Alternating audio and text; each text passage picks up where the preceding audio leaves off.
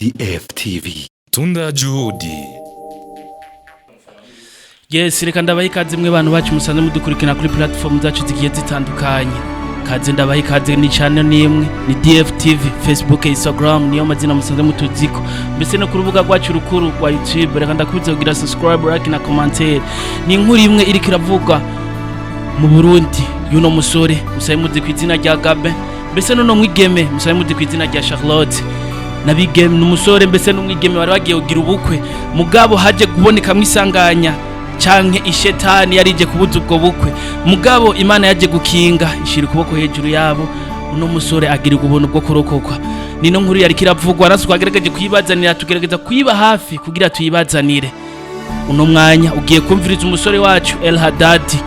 niwe musore agiye kumutwumvisha muri uno mwanya mbese aho twagerageje kurungika nabandi bamenyesha makuru bagiye batandukanye aho bagiye kugira ibiganiro bigiye bitandukanye kuri uno musore reka ndabumvisha uno musore El Hadadi tumuyikaze aza twumvisha canke aza tubwira canke aza muhamagara uno musore bavugane kimwe bibiri hama nanje mu nyuma zengaruka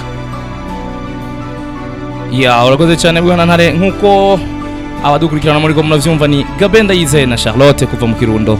aho inyuma yo kurongorana umwe agira ku gatebe ico bitwa mu gifaransa chaise roulante canke se izi ntebe zisanzwe zigira ko abantu bafise ubumuga inyuma yaho amagara yiwe ntiyo yarameze neza nagerageje kumuhamagara kuri telefone kugira amenye uko yo bameze GABIN muri uno mwanya reka mumve ikiyago twagiranye meze gute GABIN ubu yego umva ndaguhamagaye ndi muri studio za DFTV urabisanzwe nzi ni Napoleon canke El Hadadi nashatse kumenya uko bimeze kuri uyu mwanya kubera nabonye stat yawe uvuga ko umanutse natwe na cyane ko usanzwe uri n'umukunzi wa DFTV turavuga ati reka tukubaze uko ibintu bimeze kugira ko umbore tuze kukugarukirako tunaronke nakanya ko kuyaga nawe n'umupfasoni wawe sinzi rero aho muba mugeze ubu